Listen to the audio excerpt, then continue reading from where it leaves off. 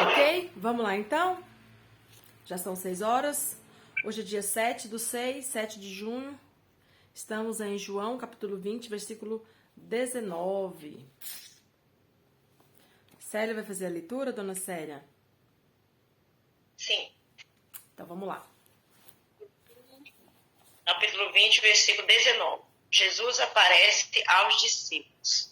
Chegada, pois, a tarde, naquele dia, o primeiro da semana, e estando os discípulos reunidos com as portas cerradas por medo dos judeus, chegou Jesus, pôs-se no meio e disse-lhes: paz seja convosco. Dito isto, mostrou-lhe as mãos e o lado. Alegraram-se, pois os discípulos, ao verem o Senhor. Disse-lhes então Jesus, segunda vez: paz seja convosco. Assim como o Pai me enviou, também eu vos envio a vós. E havendo dito isso, assoprou sobre eles e disse-lhes: recebei o Espírito Santo. Aqueles a quem perdoardes os pecados são-lhes perdoados, e aqueles a quem os revertirdes são-lhes retidos. Ora, Tomé, um dos 12, chamando Dídimo, não estava com eles quando veio Jesus. Diziam-lhe, pois, os outros discípulos: vimos o Senhor. Ele, porém, lhe respondeu: se eu não vir o sinal dos cravos nas suas mãos, e não meter o dedo no lugar dos cravos, e não meter a mão no seu lado, de maneira nenhuma crerei. 8 dias depois, estavam os discípulos outra vez ali reunidos, e Tomé com eles. Chegou Jesus, estando as portas fechadas, pôs-se no meio deles e disse: paz seja convosco. Depois disse a Tomé: chega aqui o teu dedo, e vê as minhas mãos. Chega a tua mão, e mete-a no meu lado, e não mais sejais incrédulo, mas crente. Respondeu-lhe Tomé: Senhor meu e Deus meu.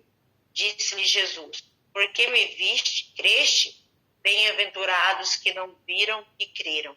Jesus, na verdade, operou na presença dos seus discípulos ainda muitos outros sinais que não estão escritos neste livro. Estes, porém, estão escritos para que creais que Jesus é o Cristo, o Filho de Deus, e para que, crendo, tenhais vida em seu nome. Amém? Amém. Então vamos lá, interessante. Nos últimos 2 capítulos, o episódio era a morte, né, e a ressurreição de Jesus e a sua vista pelas mulheres e pelos 2 apóstolos, né, Pedro e João. E aqui é o primeiro dia que Jesus aparece depois da sua ressurreição, né? E olha que interessante. Chegada depois da tarde daquele dia, ou seja, do domingo, né, no primeiro dia da semana, estando os discípulos reunidos com as portas fechadas, por quê? Porque havia aquele clima, né, tenso.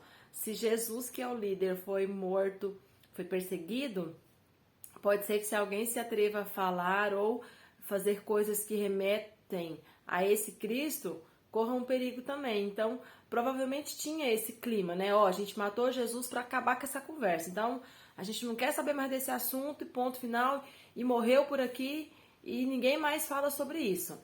Então, havia esse medo, né? Esse temor, e por isso as portas fechadas. E aí, Jesus chega e põe-se no meio. Aqui, pessoal, a gente começa a perceber o aspecto como que a gente pode dizer?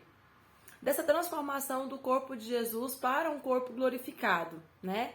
É um corpo agora que não é um corpo físico, mas é um corpo. E é muito importante a gente falar isso e a gente tentar entender isso, porque senão a gente faz confusão. E no primeiro século havia muita confusão em relação a isso.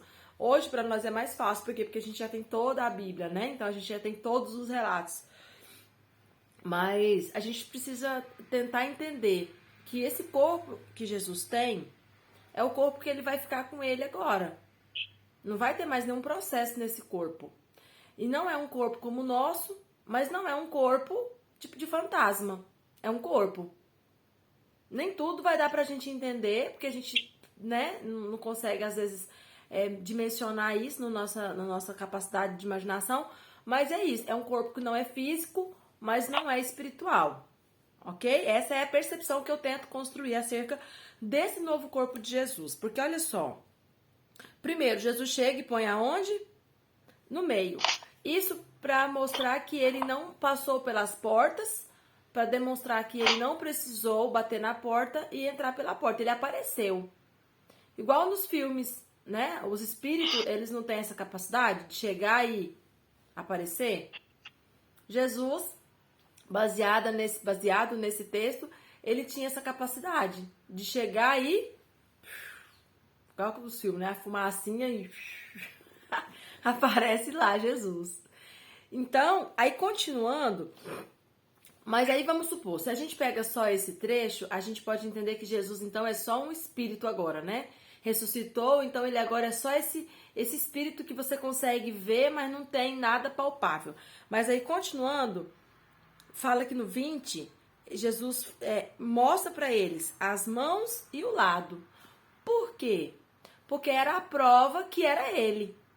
Quem que foi furado na mão e furado no lado? Foi Jesus. Eu tenho para mim que Jesus fez isso para eles não acharem que poderia ser um anjo, que poderia ser um espírito enviado, né, para criar tanta teoria aí que já tem, né? Então Jesus ele mostra, apesar de que provavelmente a sua aparência se manteve a mesma, tipo assim, os traços, né, do rosto, o formato do olho, da boca, da cabeça, do cabelo, eu acredito que tudo isso se manteve, a aparência manteve, claro que transformada, mas, embora isso pudesse ser suficiente, Jesus quis chamar a atenção pro buraco na mão e pro buraco no seu lado, né, ali na região da sua, abaixo da costela, provavelmente. Por que Jesus faz isso? Para mostrar, olha, sou eu mesmo, né? Apesar de, às vezes, eu estar diferente, sou eu. Percebam a voz, o formato. E, além de tudo isso, olha na mão. Quem é que vocês viram sendo furado? Não foi eu? Quem que vocês viram sendo transpassado com uma lança aqui do lado? Não foi eu? Então, sou eu que estou falando com vocês. E aí, a Bíblia diz que alegraram-se os discípulos ao verem o Senhor. Então, eles tiveram a convicção de que era Jesus. E aí, continuando, vamos ler tudo que é bem curtinho o texto, né? E disse-lhes então Jesus segunda vez: Pai seja convosco, assim como o Pai me enviou, também eu vos envio a vós. E havendo dito isto, assoprou sobre eles e disse-lhes: Recebei o Espírito Santo. Aqui vem, né, é daqui que tira esses grandes movimentos tipo Benihim, né, essa onda de soprar nas pessoas e vir o Espírito Santo e elas receberem unção. Tá tudo ligado praticamente nesse comportamento de Jesus. E aí, irmãos, vamos fazer aqui um parêntese. Como que eu posso dizer? Eu, particularmente, não sou muito adepta desses movimentos, não. Eu acho que tem muita coisa ali exagerada no meu posicionamento. Mas, porém, todavia, entretanto, contudo, como que eu posso dizer? É válido. Eu digo que é. Porque o cara tá copiando Jesus. Jesus não mandou a gente copiar ele, imitar ele, fazer o que ele fazia e obras maiores? Então, assim, nesse aspecto, eu acho que assim, o cara tá copiando Jesus, né? E ele tá fazendo aquilo que ele acredita que Deus mandou ele fazer. Então a gente tem que tomar muito cuidado nessa questão. Por quê? Porque às vezes a gente é muito... Eu mesma, às vezes, eu tenho uma tendência de ser muito cética, né? De ficar muito assim... Mas assim, eu tento olhar nesse aspecto, né? O que ele tá fazendo demais? Pode ser que ele esteja cometendo exageros? Pode, mas a raiz em si não é de todo errada, porque ele está copiando Jesus. Então, assim, é só um pequeno detalhe para a gente tomar um pouco mais, assim, como que eu posso dizer? De compreensão pelo próximo. E aí, igual a gente estava falando aquele dia, né? A gente vive dentro das nossas comunidades com muita briga, com muita divisão, porque a gente defende uma coisa, o outro defende a outra. Porque falta muito isso, né? Falta muito essa questão de, tipo assim, poxa, se o cara tá tendo esse direcionamento de Deus, e se for de Deus, né? E aí a gente fica muito cético. Mas, enfim, só um comentário sobre essa questão do soprar, né? Jesus soprou, então as pessoas copiam Jesus e sopra também. E aí vai todo mundo soprando. Agora não pode mais, né? Por causa do coronavírus. Agora tem que ir até de máscara. Não tem jeito de soprar, não tem jeito de fazer nada, né? Mas já foi muito usado isso aqui. Continuando. O que eu achei também interessante, vamos pular aqui, é que aqui, depois que Jesus fala isso aqui, o 24 fala que Tomé, chamado de Dídimo, não estava com eles. E os outros diziam-lhe, pois, os discípulos, nós vimos o Senhor. Porém, ele respondeu, se eu não ver o sinal na sua mão e não meter o dedo no seu lado, de maneira nenhuma crerei. Então, olha que interessante. Era muito surreal acreditar que Jesus apareceu, né? Tipo, eu vi ele sendo morto, eu vi ele crucificado, eu vi ele, né, enfiando uma lança no seu lado e ele estava morto, porque o interessante da lança, né, como o texto disse, que para ver se ele estava morto. Então a lança não era para matar mais rápido, como quebrar as pernas. Olha que coisa interessante, né? Ou pode ser que a lança teria o objetivo também de furar a barriga e matar mais rápido também, né? Porque naquele tempo eles acreditavam que a sede das emoções, da vida, estava na barriga e não no cérebro, como hoje, né, a gente acredita. Então eles miravam na barriga, as entranhas, né? As entranhas para eles era o ponto fatal. Então, perceba que quando eles enfiam essa lança que sai sangue e água, é para mostrar que todo o sangue já tinha escorrido, então ele já estava sem vida. E aí Tomé pensando, como que Jesus apareceu? Não tem como. Eu vi enfiar a lança e sair sangue e água, né? Não faz sentido ele aparecer vivo, não tinha mais sangue no corpo dele. E aí, provavelmente, eles falaram que Jesus mostrou as mãos e o lado. Por isso, Tomé fala que quer ver as mãos e o lado. Vocês percebem isso? Porque tipo, eu pra mim, que Tomé não ia do nada simplesmente falar, então eu quero ver as mãos e o lado. Mas é porque provavelmente os discípulos já tinham falado que foi o que Jesus mostrou. Olha, Jesus nos mostrou as suas mãos furadas e o seu lado furado. E aí fala, não, então se eu não ver a mão furada, se eu não botar o dedo lá no buraco da costela, eu não vou acreditar. Porque foi a referência que os discípulos haviam comentado. E aí no 26 fala que 8 dias depois, olha só, 8 dias depois, eles estavam de novo reunidos e Tomé estava junto dessa vez. E Jesus chegou, e chegou Jesus estando as portas fechadas e pôs-se no meio deles. Então, de novo, Jesus mostra aqui um aspecto sobrenatural desse novo corpo que agora ele tem. As portas estavam fechadas, ele chega e se põe no meio deles. E disse, paz seja convosco. E aí, depois ele diz a Tomé. Então, olha só, vamos pensar sobre isso aqui. Por que Jesus ele fala paz para todo mundo e já se direciona a Tomé? Jesus? Não ouvi. Hã? Porque ele ouviu, né? Então ele já é onipresente, né? Está em todos os lugares, né? Ele ouviu a reclamação de Tomé, embora ele não estivesse lá. Olha que coisa interessante. E aí a gente pode aplicar isso aqui na nossa vida para aumentar a nossa fé. Quantas vezes a gente acha que a gente está falando sozinho e Jesus está lá, através, né, do Espírito Santo, porque a gente crê que ele está no céu, mas enfim, ele está ouvindo. E eu achei interessante pensar nisso, né? Tomé lá reclamando, murmurando, achando que, né, que Jesus não estava vendo, mas Jesus estava. Jesus estava ouvindo a reclamação de Tomé. E aí, continuando nessa linha de raciocínio, Jesus fala, né? Chega aqui, Tomé, põe o teu dedo né, nas minhas mãos, vê as minhas mãos e põe a tua mão e mete-a no meu lado, ou seja, coloca aqui no meu lado onde foi furado. E eu fico pensando assim, irmãos, se Jesus quisesse, ele não poderia ter ressuscitado com um corpo transformado, com todas essas cicatrizes curadas? Ele não poderia fazer ali uma cirurgia perfeita e ficar com a sua mão perfeita, o seu lado perfeito? Sim ou não?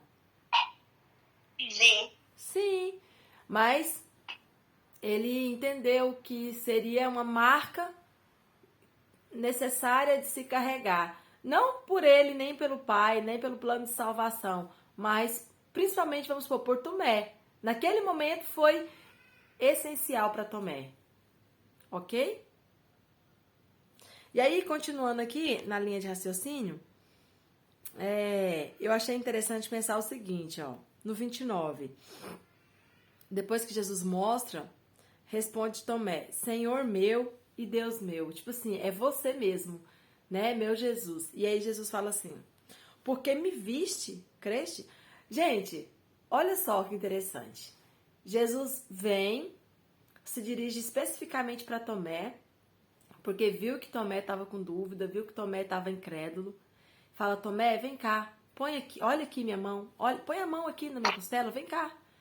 Aí Tomé fala, é você mesmo, Jesus. Ou seja, o objetivo foi alcançado. A estratégia que Jesus usou para conversar com Tomé deu certo, ele creu. E aí Jesus fala, porque você tá vendo, você crê? Aí eu fiquei pensando, poxa, mas peraí, o que Jesus quer?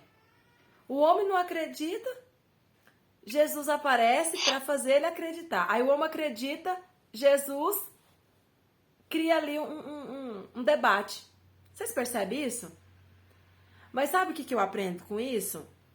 Eu aprendo que, na verdade, Jesus ele estava simplesmente aproveitando a oportunidade para pregar para os outros discípulos. Por quê? Eles precisavam ter essa experiência de que muitos não veriam, mas precisavam ainda assim crer. Tanto essa experiência foi tão forte que para João, de ver a incredulidade de Tomé e depois a maneira como Jesus trata com Tomé e o que Jesus fala para Tomé, isso foi tão forte para João que ele guardou isso e reproduziu no seu evangelho. E ele disse, né? Ele lembrou, falou, olha, Jesus falou para Tomé, bem-aventurado aquele que não viu, mas creu. Então, é muito importante entender que Jesus, ele na sua onisciência, né, enquanto Deus, na sua natureza divina, ele também tinha, como que eu posso dizer? Ele tinha essa capacidade de tratar o agora, mas com projeções que nós nunca poderemos alcançar. Aquilo que Jesus fazia, embora para o discípulo, embora para a pessoa estivesse sendo algo local e circunstancial, para Jesus tinha proporções eternas. E a gente vê isso nas suas curas, nos seus ensinamentos, né? Por exemplo, quando ele fala com aquela mulher, com aquela mulher samaritana lá no poço, ela poderia achar que Jesus estava tratando dela ali de maneira específica. E sim, ele estava tratando dela de maneira específica. Porém, o que Jesus ia deixar tinha proporções muito além daquelas que aquelas pessoas poderiam imaginar. E aqui eu imagino que Jesus está fazendo da mesma forma. Jesus está tratando com Tomé, mas ele sabia que aquilo que ele estava tratando com Tomé tinha proporções muito maiores. E por isso ele fala, porque você viu, você creu? Porque ele sabia que outras pessoas teriam que ter esse diálogo, né? De passar pela dúvida e crer. De passar pela incredulidade e crer. E para essas pessoas, Jesus não estaria mais presente para falar, olha minhas mãos e olha o meu lado. Então Jesus dá esse choque, né? Tipo, você precisou ver para crer? Mas isso não pode ser assim. Você não pode esperar ver para crer. Você precisa crer, independente do que você veja. Então a gente percebe aqui essa didática de Jesus. E aí no 30, João fala algo muito, muito importante, que é que Jesus, na verdade, operou na presença de seus discípulos ainda muitos outros sinais. E ele está dizendo isso aqui Em que contexto, pessoal? Depois da ressurreição. Vocês concordam comigo? Que isso aqui é algo bem polêmico. Sim. Porque, olha a sequência do texto. Ele fala de Tomé, e aí ele diz, Jesus, na verdade, ou seja, tipo assim, porém, Jesus, ele operou na presença de seus discípulos ainda muitos outros sinais que não estão escritos neste livro. Porém, estes, porém, estão escritos para que creiais que Jesus é o Cristo, o Filho de Deus, e para que crendo tenhais vida em seu nome. Então, João aqui, ele abre, né, uma discussão para várias coisas que se tem, que é sobre esse período que Jesus, após a sua ressurreição, ficou na terra e depois foi ressuscitado aos céus. Então, há aqui uma possibilidade de que Jesus tenha feito várias coisas e tenha ido em vários lugares, né? Como a gente já comentou, que é base de algumas outras linhas, né? Deve ter ido lá falar, e aí, amigo? Oi? Deve ter ido lá conversar com Pilatos, e aí, amigo? Pilatos? Deve ter saído correndo. Ai, ai. Então, pessoal, o que vocês acham aí? Tranquilo para entender nessa linha de raciocínio? Esse negócio que você estava falando do sopro, né? Quando eu estava em Santo Antônio do Leste, foi lá que eu conheci o Senhor verdadeiramente, né? A primeira igreja que eu fui é a Sara Minha Terra, acho que é Sara Minha Terra Sara mesmo. Nossa Terra. Sara Nossa Terra. Aí o pastor, ele soprava mesmo, sabe? Aí foi eu e a minha mãe. Aí tinha uma moça, essa moça que convidou nós pra ir conhecer essa igreja, e ela falava, aí quando a gente saiu, a gente ouviu a mulher falando, a fulana só passou, não pode nem chegar perto dela, mas nem soprou, ela já tá caindo. Aí eu falei assim pra minha mãe, eu falei, mãe, a igreja que o povo fica cuspindo na gente, chama a gente pra vir, depois fica cuspindo na gente, não volta aqui mais não. E realmente nós não voltamos. Porém, nós fomos convidados para ir na outra igreja, né, do pastor Éder, que era Ministério Ouvir e Crer na época. Aí foi lá que a gente continuou, né? Mas é muito interessante você falando sobre. É visão, né? Cada um pega uma coisa para desenvolver e vai. E aí, o que mais que vocês marcaram aí? Vocês acreditam? É como você fala de mãos, né? Daí, criticar o sopro, você tá criticando a imposição de mãos também, né? Também. Sim, irmão João. Aí nós vamos passar para Atos daqui a pouco, né? E vai dar uma confusão danada, né? Porque é célebre o registro, assim, dos apóstolos receberem o Espírito Santo lá naquela descrição de Atos, né? E aqui em João, a fala é que Jesus soprou sobre os apóstolos e eles receberam o Espírito Santo.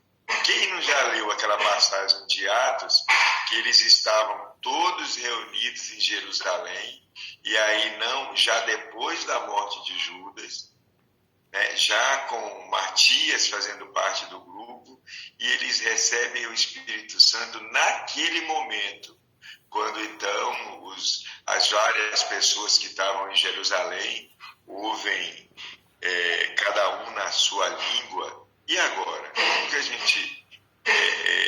que opção que nós fazemos? Mas, seriam irmão, recebido o Espírito Santo diretamente de Jesus? Mas é porque há uma... Deixa eu só te falar um negócio. Há uma... Como que eu posso dizer? Há uma interpretação de que esse sopro de Jesus, quando Jesus sopra, ele não dá esse Espírito Santo, como em Atos, no sentido de... como que eu posso dizer? O Espírito Santo não se manifesta. Ele sopra o Espírito Santo autorizando o ministério do Espírito Santo, autorizando o início do ministério, mas ele não se manifesta, ele não começa a agir. Esse é o entendimento que se tem. E aí, por isso, Jesus fala, permanecei, né? Espera, porque ele vai vir. Então, por isso que há essa distinção, né? E aí a gente poderia perguntar, peraí, mas se ele já soprou e já falou para receber, por que eu tenho que esperar e receber de novo? Porque esse sopro foi como se ele dissesse, eu estou agora autorizando o Espírito Santo a entrar em cena, mas ele ainda não entrou. A partir de agora, a qualquer momento ele entra. E é nesse aspecto. O que você acha dessa linha de raciocínio? Eu não sei, assim, eu quero... Eu não tenho uma convicção formada, sabe, Daiane, assim, sobre esse... Porque eu penso assim, que aqui tem dois narradores, né? Tem a narração de Lucas, lá em Atos, e Lucas diz que ele mesmo não participou de nada, que ele tomou anotações e que ele ouviu de outros, né? E nós temos aqui uma narração de João, que é alguém que estava presente e que participou de tudo, né? Que participou de todos os atos, né? Embora já muitos anos depois, mas assim, os dois que narram, se eu tivesse que dar credibilidade a um, mas eu não sei, seria a João. Inclusive naquela parte lá, porque também João, aquela parte que você disse, lá no final do 30, me parece que a gente até, quando João está escrevendo, né, ele está escrevendo para as comunidades cristãs que já existiam. Por isso, aí ele narra sequencialmente vários sinais de Jesus. Aí lá no 30 ele fala assim, ó, e muitos outros sinais que não estão escritos nesse livro, verdadeiramente Jesus fez na presença dos seus discípulos. Ele está dizendo que todos esses sinais que estão escritos aí no livro foram feitos na presença, porque assim havia uma certa disputa em algumas seitas, que é aquilo que você disse, que Jesus não seria seria um espírito. Ele fala negativo. Todo o livro de João é para dizer negativo. Nós vimos, nós tocamos. Jesus era carne, era homem, era Deus encarnado, né? Aí por isso dessa fala, depois que ele fez toda a narrativa dos sinais, mas não só desse último dia, né? De todos os sinais, é como se ele estivesse terminando o livro. Ele fala, olha, tudo isso que eu falei para você, a gente testemunhou. Esse que é o sentido do 30, Daiane, eu penso, né? Não, mas sim, então, do 30 eu também acredito assim, que Jesus fez várias coisas. A única questão aqui que eu te perguntei é sobre esse sopro do Espírito Santo. Quando Jesus sopra esse Espírito Santo, há uma diferença no seu modo de visão do que é esse sopro, de que esse Espírito fez, porque percebe que não aconteceu nada, pelo menos não foi registrado aqui? Porque a gente pode pensar, Daiane, por exemplo, que quais são as manifestações do Espírito Santo, né? Porque lá naquele momento, falar em línguas é só uma das manifestações do Espírito Santo. Sim. Então a gente pode pensar, por exemplo, que de Jesus eles recebem o Espírito Santo. Sim. O atributo de falar em línguas é que é recebido naquele momento. Porque o Espírito Santo, assim, uma leitura possível, eles recebem diretamente de Jesus, porque Jesus antes da morte disse, olha, quando eu vou enviar o Espírito Santo, eu o deixarei no meu lugar. Parece assim, um hiato, né? Aquele espaço. Então Jesus, antes de subir, ele não os deixa nem um momento só. Ele mesmo, naquele momento, já lhes passa o Espírito Santo, sim, através do sopro. E aí, aquela história, o Espírito Santo, nos seus muitos atributos, nas suas muitas funções em relação a nós.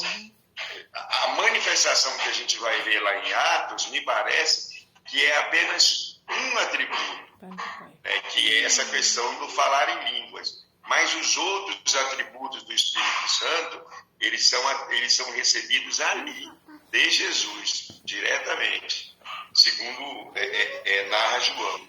Sim. Porque senão... Na verdade, é igual você falou. Só concluindo, e João participa dos dois atos. Sim. Ele está presente nos dois momentos, né? Tanto naquele só eles com Jesus, quanto naquele outro também, eles novamente, só que agora já sem Jesus. Então, essa questão do Espírito Santo, eu também acredito que, assim, se a gente for olhar, tem os dons, tem o fruto, né? Tem o ser cheio, tem o derramar, tem o ser batizado. Tudo isso são coisas que estão na Bíblia, né? Não tem como fugir disso. E são aspectos diferentes de se entender esse Espírito Santo e de se desenvolver um pensamento sobre ele. O que eu entendo aqui, eu nunca nem tinha parado para fazer uma diferença tão distinta sobre esse Espírito Santo que Jesus sopra e o Espírito Santo de Atos. Mas assim, por quê? Porque eu sempre tive essa linha de raciocínio, que aqui é como se Jesus, como você disse, ele estivesse já transferindo o momento de atuação. Tipo, olha, eu tô saindo de cena. Como ele já vem preparando os discípulos já uns 4 capítulos antes. Tô saindo de cena, não fiquem tristes, mas eu vou enviar o Espírito Santo. E aí agora, como ele está ressuscitado, ele diz, olha, já fiz o que eu tinha para fazer, tô indo pro Pai, e como eu prometi, o Espírito Santo ele vai ficar. E aí ele sopra. Mas assim, como eu disse, esse sopro do Espírito Santo aqui de Jesus, ele sopra, no 22. E havendo dito isto, soprou sobre eles e disse-lhes, recebei o Espírito Santo.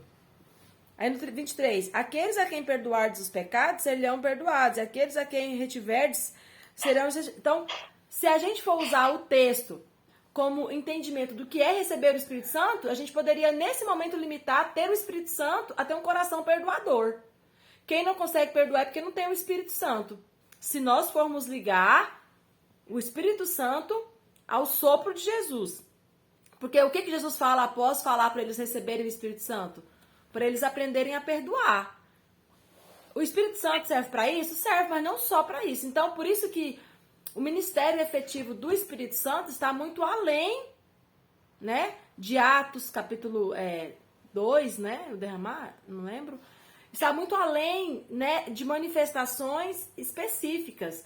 Há que se fazer todo, né, um apanhado de para que serve esse Espírito Santo, né, e como ele é recebido. Tudo isso tem que ser levado em consideração. Então, nesse ponto aqui, eu não sei, assim, entender que já os discípulos receberam o Espírito Santo, eu penso que seria limitar, porque não acontece assim, não que foi registrado, né? Não acontece um evento específico que mostre que isso aconteceu. Não sei. Mas que há de se fazer essa ligação é preciso. Por quê? Porque senão a gente fica com o papel do Espírito Santo, só o papel lá de Atos, da descida, do barulho, das línguas estranhas, e não é. Não é esse o papel do Espírito Santo. Tanto é que ser cheio do Espírito Santo está muito mais ligado em ter o fruto do Espírito do que com falar em novas línguas. E isso é algo que precisa ser muito dito, né? O que é ser cheio do Espírito Santo? E aí, nesse aspecto, sim, a gente entende que há muito mais, né, a se mostrar e a se entender do que simplesmente Atos, a descida do Espírito Santo, que é o que a gente só usa, né? Sem dúvida, Daiane. E essa ideia que você está colocando, ela é complementada pelo pensamento de Paulo lá, ainda que eu falasse a língua dos homens e dos anjos.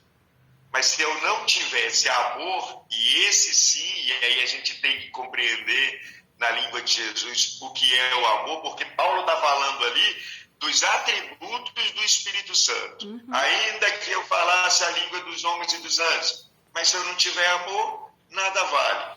Ainda que eu conhecesse toda a ciência e toda a sabedoria, mas se eu não tiver amor, nada vale. Ainda que eu repartisse toda a minha riqueza, que eu desse esmolas, que eu fosse misericordioso, mas se eu não tiver amor, nada vale. Ainda que eu desse o meu corpo que é o sacrifício que Jesus diz que não há exemplo maior de amor do que dar a sua vida por outro. Mas aí Paulo fala que todas essas coisas nada valem sem o amor. Sem o amor ligado ao perdão, a todos esses atributos. Sim. Então, se a gente for olhar essa sua linha e complementar com aquela fala de Paulo lá, né, já falando sobre o Espírito Santo, a gente vai ver que esses atributos, eles são muito mais que esses, né, que você estava falando. E que, isoladamente, só o fato de falar línguas, por exemplo, que não significa. Não limita, exatamente. Essa é a visão que eu tenho também. Isso aí. E aí? O que vocês acham? Jesus soprou o Espírito Santo? A Lidane balançou a cabeça ali. Primeiro ela fez assim, a esquerda. Eu não consigo ver todo mundo. Eu consigo ver só as primeiras janelas. Mas tá bom então, pessoal. A linha de raciocínio é essa. A Cida deu aquela olhada pro lado, assim, falou assim, momento de discórdia agora. Agora só mais um pouquinho. Então, mas a gente não tem as chaves de interpretação, né? Mas porque a gente não tem as chaves, né? A gente só especula. E quem vai saber? Só naquele dia lá. Só que vai ter uma fila grande, viu? Porque é muita dúvida. Mas eu acho que quando a gente chegar lá no céu, o nosso entendimento, que é limitado, ele vai se expandir na física quântica. E aí a gente vai conseguir compreender coisas que hoje são difíceis, mas que já estarão visíveis. Não precisa nem de muita dúvida. Já vai estar patente aos nossos olhos. Eu acredito que vai ser mais ou menos assim. Só de chegar lá, já tá ótimo. Não precisa nem querer. Não, mas eu acho que... Mas daí vai falar, pra que vocês querem ficar discutindo, gente? Vocês já estão aqui. Já chegamos, o negócio era chegar. Mas eu acho que assim, só o fato de quando nós alcançarmos esse corpo glorioso, já vai mudar tudo, a nossa capacidade de entendimento, de percepção.